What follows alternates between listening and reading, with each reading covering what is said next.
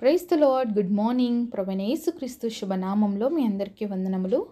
చిన్న ప్రార్థనతో ఈరోజు దేవుని వాగ్దానాన్ని స్వతంత్రించుకుందామా?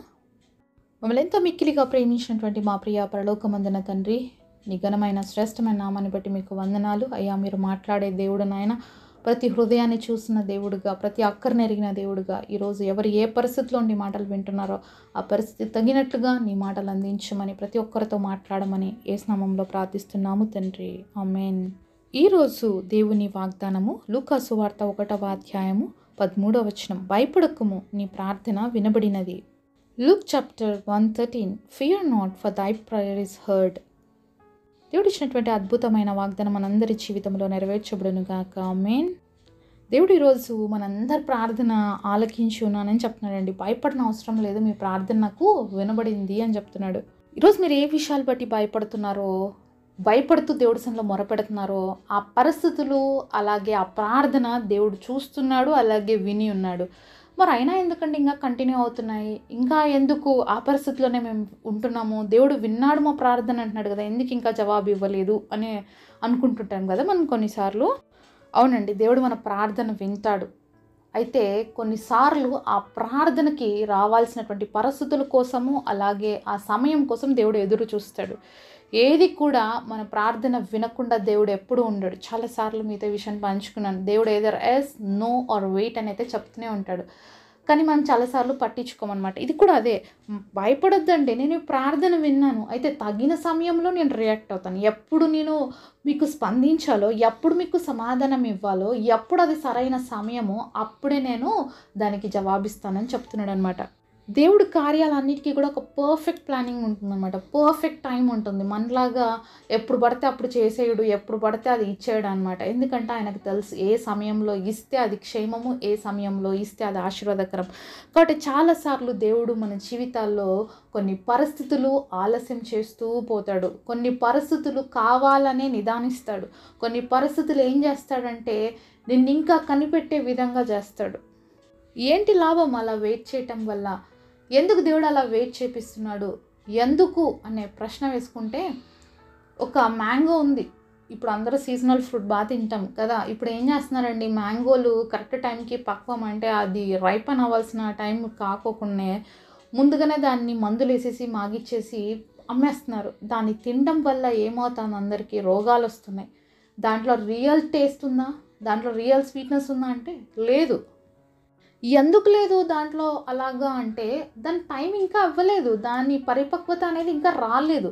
కానీ వీళ్ళే అన్నెసెసరీగా దాన్ని కోసేసి దాన్ని మందులేసి అమ్మేస్తున్నారు. ఇప్పుడు దేవుడు కూడా మనల్ని అలా చేయాలంటే చేస్తాడంటే, ఆయన మన సృష్టికర్త అండి, మన గురించి బాగా ఆలోచిస్తాడు. ఇలాగా మనుషులు చేసినట్లుగా లాభాల కోసము దేవుడు చేసేయడు కదా. ఆయనకు ఒక ఆలోచన ఉంది మన పట్ల, మన పట్ల ఒక తలంపులు ఉంది. నిజంగా చెట్టు మీద మాగిన పండు తింటే ఆ స్వీట్నెస్ ఎంత బాగుంటుంది, ఎంత ఎంజాయ్ చేస్తాం కదా.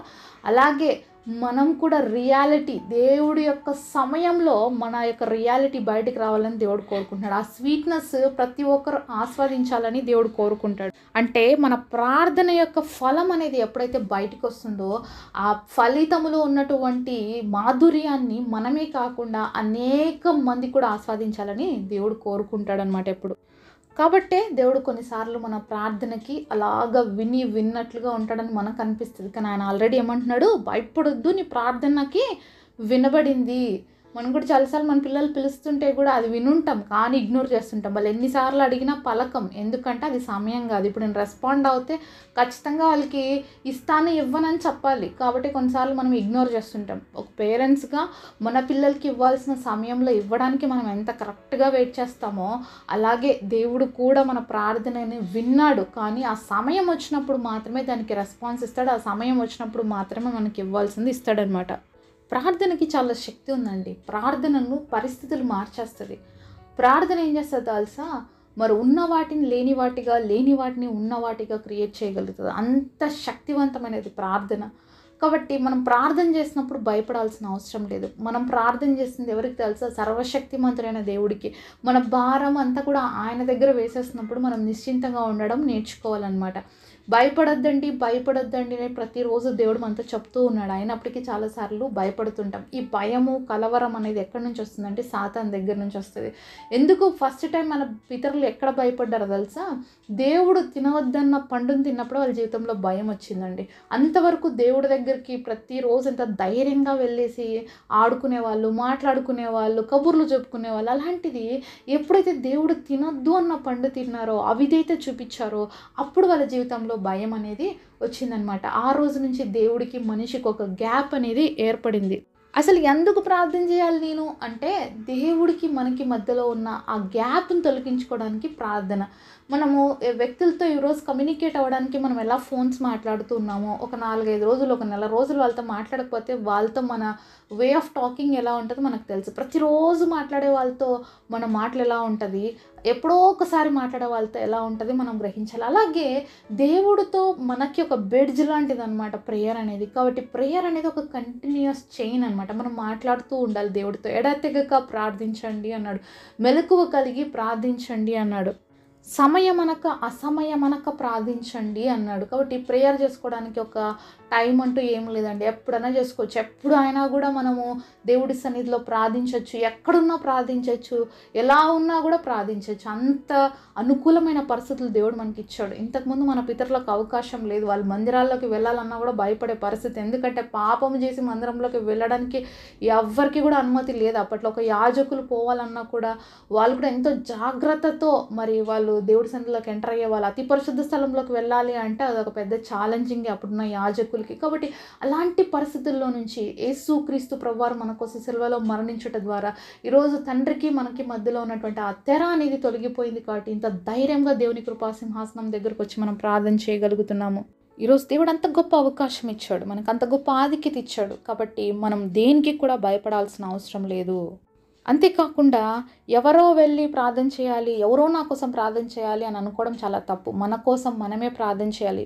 ఒకటి గుర్తుపెట్టుకోండి, మన కోసం మనం చేసుకున్నంత ప్రేయర్ ఇంకెవరు చేయలేరు. అంతే కదండి, మన గురించి మనం ఎక్స్ప్లెయిన్ చేసుకున్నంతగా మరి ఇంకెవరు కూడా ఎక్స్ప్లెయిన్ చేయలేరు. డాక్టర్ దగ్గరికి వెళ్తామండి, మరి డాక్టర్ ఎవరిని అడిగి తెలుసుకుంటాడు హెల్త్ కండిషన్? పేషెంట్నా లేకపోతే పక్కన వాళ్ళన?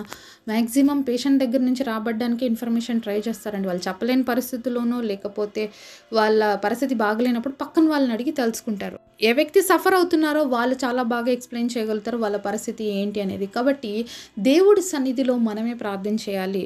మన అవసరత ఏముందో, మన ఇబ్బంది ఏముందో మనమే దేవుడితో బాగా చెప్పుకోగలుగుతాం. కాబట్టి మరి మనమే దేవుడి సన్నిధిలో ప్రార్థన చేయడం అనేది మనం బాగా నేర్చుకోవాలి. కాబట్టి మన జీవితాల్లో ప్రార్థించడం అనేది చాలా అవసరం.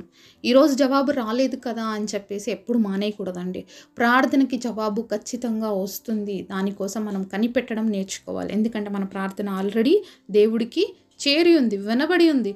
కాబట్టి మనం భయపడక దేవుడి సన్నిధిలో ప్రశాంతంగా ఉండగలిగితే తప్పకుండా దేవుడు చేసేటువంటి అద్భుత కార్యాలు రిసీవ్ చేసుకుంటాము. అలాగే దేవుడిచ్చేటువంటి ఆశీర్వాదాలని కూడా పొందుకుంటాము. కాబట్టి మన జీవితంలో ఏ పరిస్థితులైనా మనం చేయాల్సింది ఏంటంటే మొదటిగా ప్రార్థన.